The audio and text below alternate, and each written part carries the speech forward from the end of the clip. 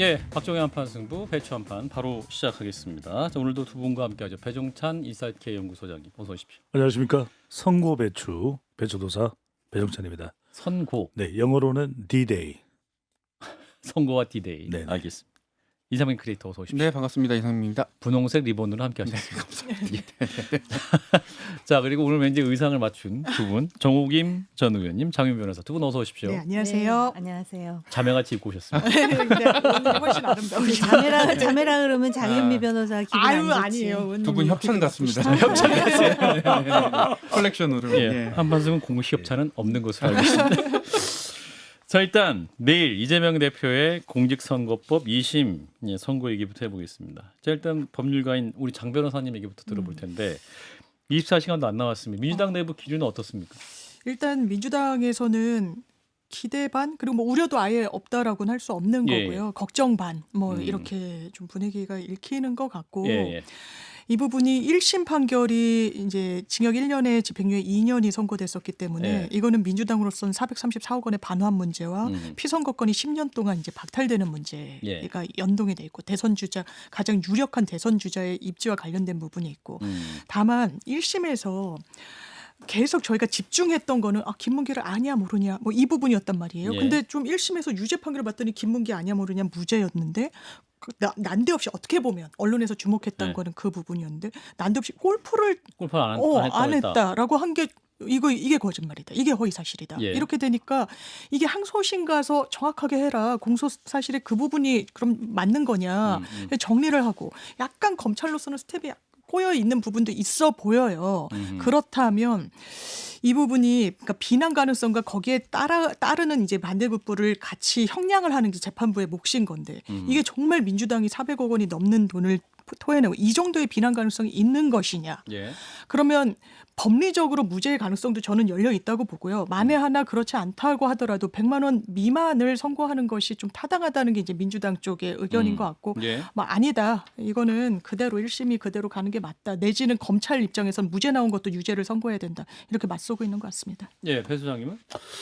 그래서 이제 쟁점은 방금 전에 말씀하신 대로 김문기 전 차장을 아냐 모르냐라는 것보다는 저는 백현동 이 국토교통부의 공문 관련일 가능성이 높아 보입니다. 예. 그러니까 이 공문에 대해서 협박이냐 아니냐. 그러니까 뭐 다른 내용들을 다 떠나서 그러니까 이게 국정감사 때의 발언이었기 때문에 국회법 위반 아니냐. 이걸 뭐 공직선거법으로 가져갈 내용은 아니다. 이런 거 다 이제 퉁치고 예. 저는 이제 협박이냐 아니냐를 봤을 때는 정은 내용에서 협박이 아니다라는 것이 좀 나와야 되는데 그렇지는 않거든요. 예. 그래서 저는 핵심은 저는 이 국토교통부 이 협박이라고 하는 부분이 그대로 유지되느냐. 예. 유지된다면 그러면 형량을 어느 정도로 하느냐. 100만 원 이상으로 검찰 구형에 가깝게 가져가느냐 아니면 100만 원 미만이냐. 이게 더 큰 쟁점으로 보입니다. 예. 정 의원님은 정치인이셨으니까 네, 이 선거법 이게 관련 지금- 재판 많이 보셨을 거 아니에요. 그렇죠. 예. 특히 선거법과 관련해서 허위사실 유포는 굉장히 엄하게 다뤄요. 제가 기억하기로는 예를 든다면은 과 수석을 했느냐 단과대학을 수석했느냐 가지고도 과 수석인데 단과대학 수석이라 그랬다면 이거 선거법 위반으로 굉장히 엄하게 다루는 게 우리나라 선거법의 현실이고요. 그러니까 학위 과정도 2년짜리 했느냐, 그렇습니다. 1년짜리 했느냐. 그럴 뭐 뿐만 이것도 아니라 이제 하면 안 되는 거죠. 우리나라 사실은. 정치권이 글쎄 이거 제 편견인데 하도 거짓말하는 사람들이 많다 보니까 거짓말을 가볍게 생각하는데요. 지금 대통령 탄핵 관련해서 우리가 지금 결과를 지금 기다리고 있는 상황이잖아요. 예. 미국의 탄핵의 일보 직전까지 갔던 닉슨이라든지 클린턴이 소위 도청 장치를 명해서 내지는 모니카 루인스키하고 성관계를 가져서 탄핵 직전까지 간 게 아니에요. 거짓말을 해서 그런 거예요. 그만큼 이 거짓말이 굉장히 심각한 거거든요. 예. 근데 조금 전에 백현동 말씀하셨잖아요. 뭐 지금 그 김문기 씨 관련해서도 마찬가지고 그래서 제가 뭐 긴 얘기는 중원부원 할 필요가 없고요. 우리나라 정치가 인간의 의지대로 되는 건 하나도 없어요. 특히 이 사법 문제와 관련해서는 우리 장 변호사님도 계시지만은 그 많은 율사들이 지금 탄핵도 그렇고 제대로 맞추기가 쉽지 않은 정치적 상황이잖아요. 네. 그렇다면은 결국은 순리를 지켜보고 순리에 따라서 움직이는 것이 맞다라고 생각하고요. 제가 알기로 이 거짓말과 관련해서 특히 선거법에서 전파성이 굉장히 중요하다 그러는데 네. 백현동 관련해서는 국회에서 패널 들고 완전히 무슨 프레젠테이션 하듯 했잖아요. 국토부가 협박해가지고 했다라는 식으로. 그리고 그 이후에 1심을 그렇게 받고도 내가 잘못했다라는 말을 이재명 대표가 한 적이 있나? 반성의 기미가 있었나? 그런 게 굉장히 법정에서는 중요하다라고 하는데 예. 그런 저런 것들이 결과적으로 내일 결론으로 나오지 않을까 싶어요. 결론 나온다면 어느 정도 형량을 예상하십니까? 저요? 예. 유죄예요. 아 유죄인데 어떤 100만 원 100만 원 이상의 이상의 이상에서 유죄를 어떤 말씀드리는 피선거권이 거죠. 박탈되는 수준이 네. 나올 것이다. 이 아니 부분인데. 1심이 굉장히 강하지 않았습니까? 근데 그렇죠. 지금 무슨 상황 변경이 있는 건지는 모르겠고 그다음에 예. 그 공소장 변경 그것도 무죄 부분에 대해서 변경한 거잖아요. 유죄와 관련해서 변경한 게 아니잖아요. 제가 뭐 이렇게 그 법적 상식을 일반인의 상식으로 말씀드리는 게 조심스럽긴 하지만 예. 그 정도 거짓말을 심각하게 생각하는 정치 문화가 정착돼야 된다라는 확고한 믿음이 있어요. 예. 장 변호사님은 이게 기본적으로 이제 거짓이라고 했을 때 공직선거법에서 이를테면 학력, 가족관계, 본인의 재산 이게 대단히 이제 명징하단 말이에요. 예. 그런데 이제 국토교통부 그러니까 이재명 대표가 협박이란 말을 썼는데 협박으로 이제 본인이 느꼈다라는 취지였고 예. 이걸 외부자가 협박이다 아니다라고 해서 거짓말로 단정 지을 수 있는 성격인가에 이제 문제는 남는 거예요. 왜냐하면 증인들이 나와서 그 당시에 협박은 아니었습니다라고 합니다만 예. 실제 객관적인 자료들을 보면 그때 야당 지자체장이었던 거예요. 박근혜 정부에. 그래서 좀 이게 껄끄러웠고 계속해서 한국식품연구원 부지는 옮겨야 되는 그 엄청 그 현안이 있었고 박근혜 정부로서 예. 거기에 대해서 엄청난 공문이 내려왔다라는 게 이재명 대표 측에 하고 그러면서 그 과정 중에서 이거 계속 관철하지 않으면 우리는 뭐 문제 삼을 수도 있다. 그래서 이제 직무유기로 내가 협박받았다고 생각했다라는 건데 예. 이게 정말 재산, 학벌, 학력, 가족관계 이런 것과 등치해가지고의 예. 거짓말, 허위사실로 이제 법적으로 평가할 수 있느냐 그 부분 때문에 이제 무죄 가능성이 열려 있다. 오케이. 자 그러면 이제 판사가 내일 죄송한데 결정할 저 때 잠깐만요. 짧게, 예. 예. 그러면 이제 판사가 결정할 텐데. 자 그러면 이 어떤 결과가 나오면 이재명 대표 입장에서는 유리할 거냐 불리할 거냐. 그러니까 이제 대선 후보로서 만약에 이제 대법원까지 가야 되는 상황이기 때문에 이 부분을 판단을 해야 되는 거지만 그렇죠. 그 2심 결과가 어떻게 나오느냐 자체가 또 굉장히 의미가 있기 때문에 민주당으로서 그 부분이기 때문에 어떻게 할 수 있다 이걸 그렇죠. 주장할 수 있다. 예. 그래서 배 소장님. 제가 짧게 말씀드리는 부분은 뭐냐면 뭐 법적인 부분 따진다지 뭐 협박이라는 부분이라는 것은 강요의 의미여야 되거든요. 예. 근데 국토교통부는 이걸 어쨌거나 간에 그 연구를 옮겨야 돼서 여기를 개발을 해야 되는데 그 모든 것은 성남시의 의도대로 해라. 예. 그 공문이라는 거죠. 그러니까 예. 거기서 용도를 어떻게 해야 된다. 또는 언제까지 개발하라. 그런 내용이 없대요. 예. 그러니까 그게 협박이 안 된다는 거죠. 예, 핵심은. 뭐 사실관계 더 예, 이상 예, 논의하는 거 무의미하고 이제 어떤 이제 대선 주자로서 어떤 의미가 있을까? 정의님 어떻게 보십니까? 이제 판단이 어떻게 나오냐에 따라서 이제 민주당에서 이제 대법이 나왔다 뭐 이렇게 말할 가능성이 있겠습니다만 그럼에도 불구하고 그 민주당의 명운을 가르는 하루가 될 것 같아요. 그렇죠. 내일 이제 예. 선고가 나오면은. 근데 아마 그 유죄 그러니까 100만 원 이상의 유죄가 나오더라도 워낙이 1인 치하에 아주 그냥 그 뭐라 그럴까 굉장히 그 권력이 집중된 형태의 정당이기 때문에 예. 그대로 대선까지 밀어붙이리라. 그래갖고 지금 플랜 B로 나온 것이 오히려 지금 경선 과정을 조정을 해가지고 훨씬 이재명 대표가 후보로서 뭐 이런 움직임을 보인다고 하는데 예. 사실은 이게 그 우리가 상식적으로 생각할 때 이런 상황이 벌어지면 당도 지금 어떻게 될지 모르는데 예. 그렇다면 다양한 의견이 표출되면서 상당히 이것을 해결하기 위한 진통이 불가피한데 민주당도 지금 이제 각오하고 있는 거 아니요? 그런 진통은 없을 것 같고요. 아, 그냥 이재명으로 간다로 지금 하려고 네. 지금 빌드업을 오히려 하고 있지 않습니까? 그 주변 사람들이. 예. 그래서 아마 만약에 이제 그런 100만 원 이상이 나오지 않는다면은 뭐 거의 뭐 대선 확정된 분위기로 나가겠지만 그렇지 않고 1심의 그런 어떤 그 형량이 유지되는 효과의 그런 선고가 나온다면은 징역형. 예. 그렇다면은 과연 이제 그걸 보면서 과연 유권자들은 어떤 생각을 할지에 대한 고려가 없을 것 같다라는 거예요. 없을 것 같다. 네. 배 수장님은? 저는 이제 이 내일 선고가 의원직 상실 또는 이제 피선거권 의원직 상실 및 피선거권 박탈이 되는 그런 형을 받게 된다면 예. 아무래도 타격을 받겠죠. 그러니까 그건 당의 타격이라기보다는 이제 조기 대선으로 갈 때 우리가 이제 분석을 하는 건데 중도층도 고민이 많아질 거예요. 왜냐하면 이재명 대표의 그럼 리스크가 완전히 씻겨 나가지는 않았으니까. 그러면 설사 유력 대선 후보가 된다고 하더라도 또는 예. 심지어는 대통령이 된다 하더라도 계속해서 이게 마치 윤석열 대통령이 겪었던 그 지난한 과정들 이거 뭐 헌법 84조에서 재판은 계속되고 현직 대통령 수행을 하고 있는 와중에도 자칫 대통령의 직을 상실하는 거 아니냐 예. 이런 데서 벗어나기가 힘들겠죠. 다만 이제 무죄가 되거나 의원직을 그대로 유지하고 피선거권을 유지하는 이제 100만 원 미만형이 나온다면 예. 날개를 단다고 봐야죠. 조기 대선이 만약에 있다면 그때는 매우 유력하고 미만이 중도층까지 된다면. 그렇죠. 아하. 중도층까지 흡수하면서 이른바 뭐 네 글자입니다. 탄탄대로 상황이 높아진다고 봐야죠. 장본에서. 공감이 되고요. 예. 만약에 100만 원 미만 그러니까 이제 민주당 안에서도 무죄를 기대하고 예. 이 기대하던 무죄가 안 나오면 한 뭐 8, 90만 원 이야기가 예. 이제 말이 통용되는 것도 같은 맥락인데 만약에 유죄가 1심과 동일하게 나오는 수준으로 나온다라고 했을 때 전 또 정홍희 의원님 말씀이 약간 수긍이 되는 게 예. 이게 정치적 변수가 될 것인가. 이미 이재명 대표의 이 재판과 수사는 정치적 상수화됐어요. 그리고 지지층들은 이미 오히려 반영된 지지층이다. 반영이 됐을 뿐만 아니라 이 부분이 큰 변수로 작용하기 어려운 게 대단히 무리한 수사였다. 의도가 있었다. 이게 이재명 세 글자를 지우면 설명되지 않는 수사 기소였다라고 생각이 드는 거예요. 네. 왜냐하면 영장 칠 때는 어떻게든 영장 발부하려고 검찰이 사건 끌어모아가지고 같이 병합해가지고 했다가 나중에 기소할 땐 또 그걸 쪼개요. 이거는 사실 있을 수 없는 일이에요. 예. 그리고 윤석열 대통령이 김만배 몰랐다고 했을 때 검찰은 각하를 해요.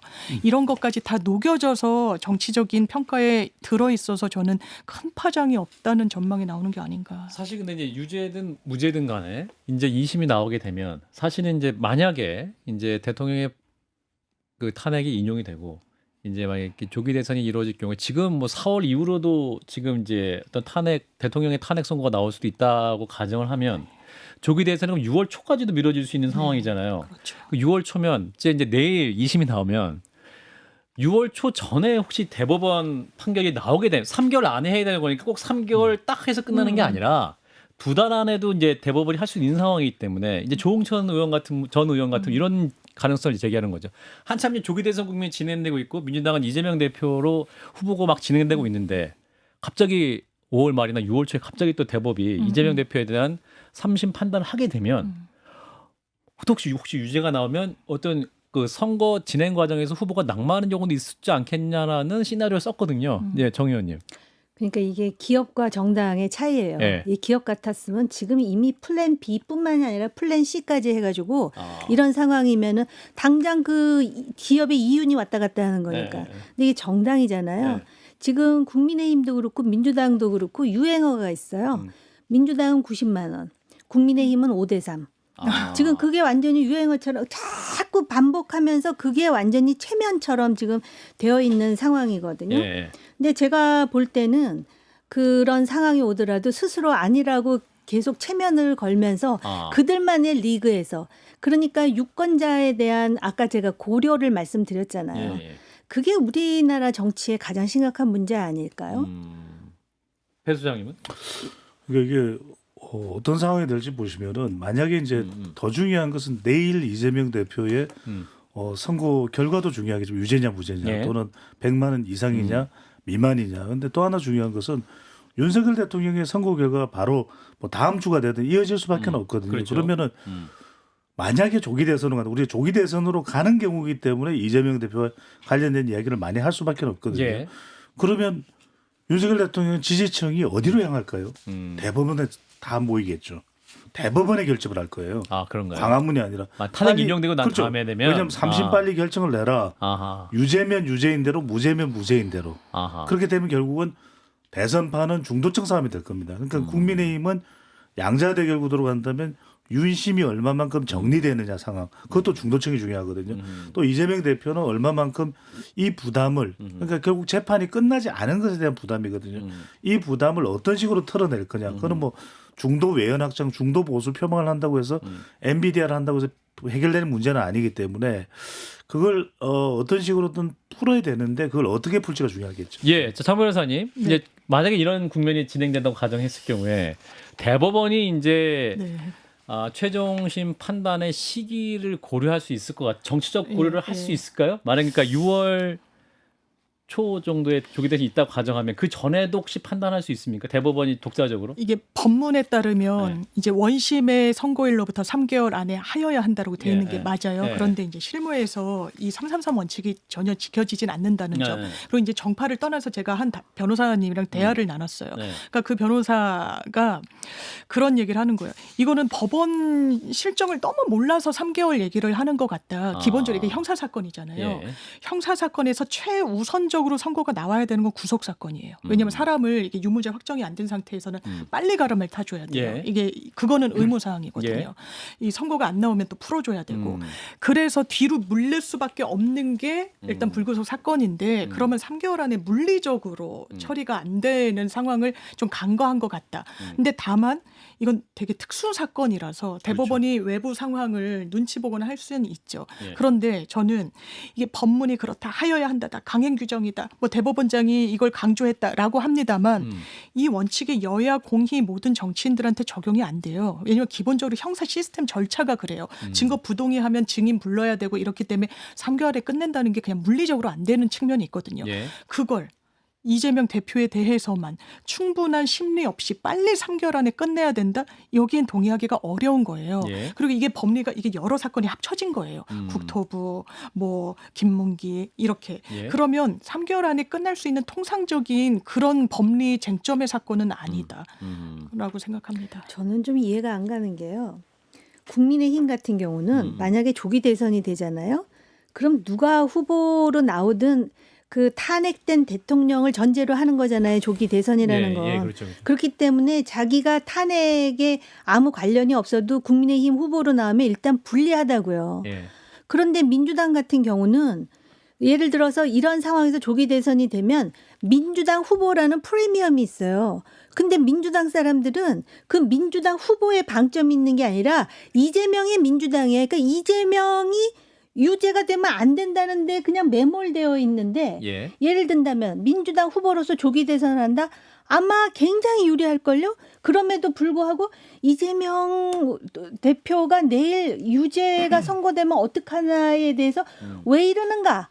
이게 바로 그 정당의 본질을 그대로 지금 노출시키고 있다라고 생각을 해요. 예. 민주당 후보가 중요한 거잖아요. 근데 그 당은 대다수가 이재명 대표가 중요하다라고 생각하는 권력 구조를 가지고 있다라는 거죠. 당사자를 만나보겠습니다. 자, 내일 법원을 가게 되실 것 같은데 약간 무거운 마음으로 여쭙겠습니다. 이재명 대표님 나와주실까요? 예, 이재명입니다. 여러분, 카네기, 정약용, 쇼펜하우어의 공통점이 뭔지 아십니까? 바로 명언집이 있다는 겁니다. 저도 최근에 명언집이 하나 나왔는데 제가 낸 게 아니고 예. 옆집에서 이렇게 대신 내줬습니다. 국민의힘에서. 그 출판, 그 네. 프린트 하셨구나. 뭐 그렇습니다. 와. 예. 뭐 학교 다닐 때 소개팅도 이렇게 시켜주고 그러더니 명언집까지 내주는 옆집입니다. 권성동 원내대표 말씀하신 건가요? 뭐 누구라고 얘기 안 하겠습니다. 알겠습니다. 한때 지냈는데. 예, 그 국민의힘 홈페이지에 가면 PDF 다운받을 수 있다고 하니까. 홍보까지 해주네요. 예, 편집이 아주 깔끔하다는 평이 있습니다. 자, 문재인 전 대통령도 자꾸 그 뉴스에 나오고 있죠. 잠깐 나와주시죠. 여보세요? 몸 어때요? 내가 열흘 넘게 해보니까 그거 아주 힘들어. 죄송합니다. 방송 중에 그렇군요. 제가 그럼 경수 씨한테 지금 전화하느라 지금 김경수 전 이사요. 그렇죠. 예. 요즘 뭐 책도 눈에 안 들어오는데 탄핵 선고 도대체 언제 나오는 겁니까? 좀 알려주세요. 언제 나오는 거예요, 이거? 예, 아직 아무도 모르고 있습니다. 예, 일단 여기까지 말씀 듣고. 이게 자, 한덕수 국무총리에 대한 탄핵 소추가 기각이 됐습니다. 그러면서 이제 국민의힘에서는 일제히 이것이 현재 헌재 분위기를 보여주는 것이다. 함께 5대3 구도다. 그래서 주진우 국민의힘 의원은 이제 오늘 김태현의 정치쇼에 나와가지고 그 어제 선고가 헌재의 5대3 구도를 명확히 보여주는 것이고 윤 대통령에 대한 탄핵 심판도 5대3. 그러니까 이러한 뭐 인용 5, 기각 셋 해가지고 기각될 것이다라는 전망하시는 것 같아요. 그렇습니다. 이게 그렇게 보는 가장 큰 이유는 이제 한덕수 국무총리의 이제 선고인데 기각 5, 그다음에 각하 2, 그다음에 인용 1이거든요. 그러니까 예. 이제 주진우 의원의 이 발언을 이제 해석을 해보면 각하가 2명이니까 조한창 정영식 재판관은 기각 쪽일 거다. 예. 보수 성향의 예. 또 재판관이기 때문에 그러면 기각이 5명인데 예. 지금 인용이 되려면 정계선 재판관 1명만 인용이니까 인용이 6이라야 되거든요. 그렇죠. 한덕수 국무총리 선고에서 기각 5명 다 해야 되는데 예.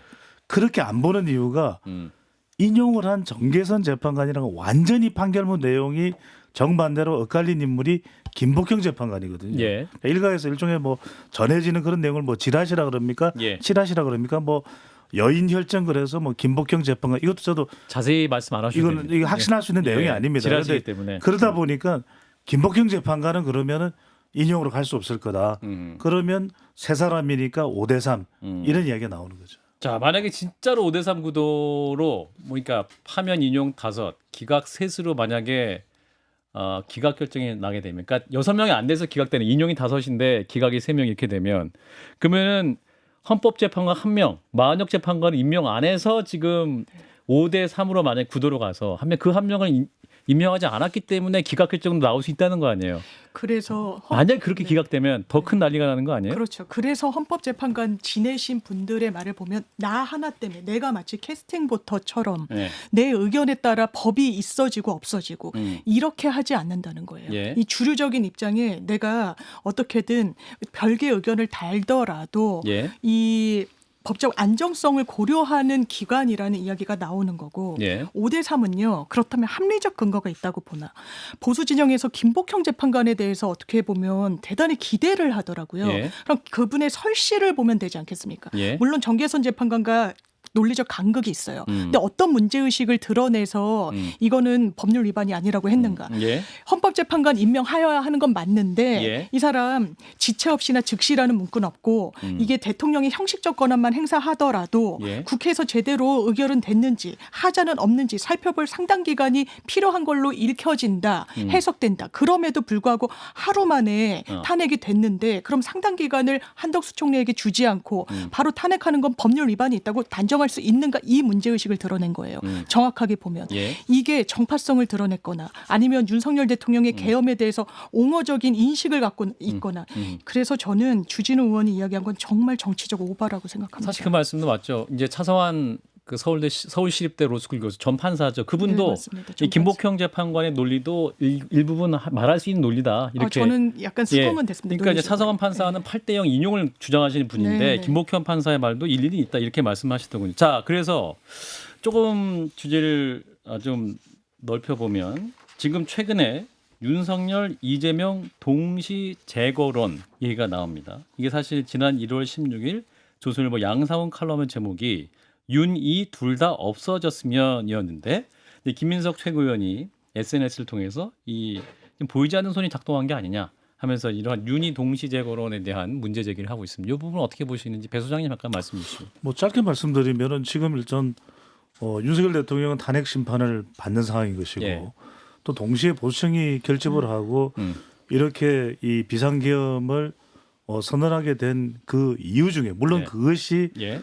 타당하다는 차원을 떠나서 민주당의 또 이재명 대표하고의 극한 대립으로 볼 수 있거든요. 예. 그렇다면 이제 국민 여론은 양상훈 조선일보 칼럼. 이 칼럼에서 이제 주장하는 내용은 그러면 우리 국민들은 두 사람 다 이 정치판에서 없어지고 제거되고 새로운 판을 좀 구성하는 것이 맞는 거 아니겠냐.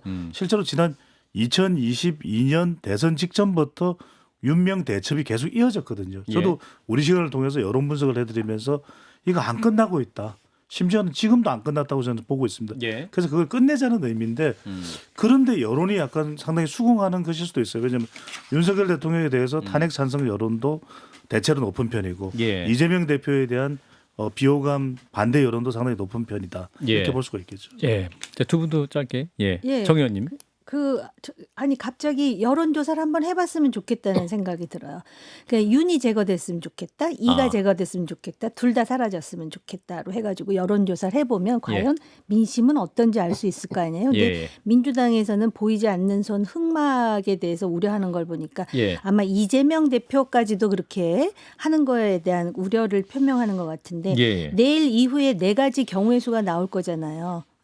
유죄, 그다음에 탄핵과 관련해 가지고 그런데 각자 자신의 정치적 이해라든지 또는 누구를 지지하느냐에 따라 생각이 다르겠지만 대한민국의 정치를 생각한다면 뭐가 나을까를 한번 생각해 보는 큰 그림을 좀 많은 사람들이 그려봤으면 하는 생각도 있어요, 솔직히. 예, 장 변호사님. 이른바 보수에서 이런 것 같아요. 윤석열 대통령은 어차피 끝났고 그러면 이른바 논개론 이재명 대표를 같이 안고 뭐 이런 취지의 얘기들을 많이 하더라고요. 예. 희망처럼 되지 않을 겁니다. 예. 자, 여기서 한동훈 전 대표 입장 들어보겠습니다. 나와 주실까요? 여러분 안녕하십니까, 한동훈입니다. 마이크 가까이 좀 해주세요. 제가 요즘은 이걸 보여드리려고 왔습니다. 예. 224. 여러분 복잡한 숫자에 현혹되지 마십시오. 독박 한마디면 됩니다. 독박이요? 86세는 청년 세대에 비해 이미 충분한 꿀을 빨지 않았습니까? 아, 연금 말씀하시는구나. 배 소장님, 네. 꿀 좀 그만 빠시고요. 청년 세대 더 이상은 고통받아서는 안 된다. 이렇게 분명히 말씀드리겠습니다. 예, 오늘도 좀 힘차신 것 같은데. 자, 일단은 저는 언제나 국민이 먼저입니다. 아, 야, 책 갖고 오셨구나. 예. 아, 요즘 책이 유행이어서. 저자거든요. 예, 알겠습니다. 한판 승부도 책을 내야 될 텐데. 자, 마지막 2분 보면서 마무리하겠습니다. 트럼프 대통령 나와 주실까요? 차이나 수준 차이나. 예? 미스터 장. 현대차 투자 많이 해줬습니다. 아, 정의선 회장. CBS도 좀 투자해줬으면 좋겠는데. 재용파 예. 돈 좀 꺼내주시죠. 일단 그 계좌를 새해 확인해 복 많이 받으세요. 이 세뱃돈 주십시오. 알겠습니다. 재용파 안 줄 겁니까? 노머니. 관세 올리겠습니다. 노머니. 현대차는 무관세인데 CBS 관세 올립니다. 생유. 예, 알겠습니다. 저희 특파원 잘 부탁드리겠습니다. 생유. 예. 자, 오늘도 함께해 주신 박영찬 소장님, 이상민 크리에이터 두 분 고맙습니다. 생유. 고맙습니다.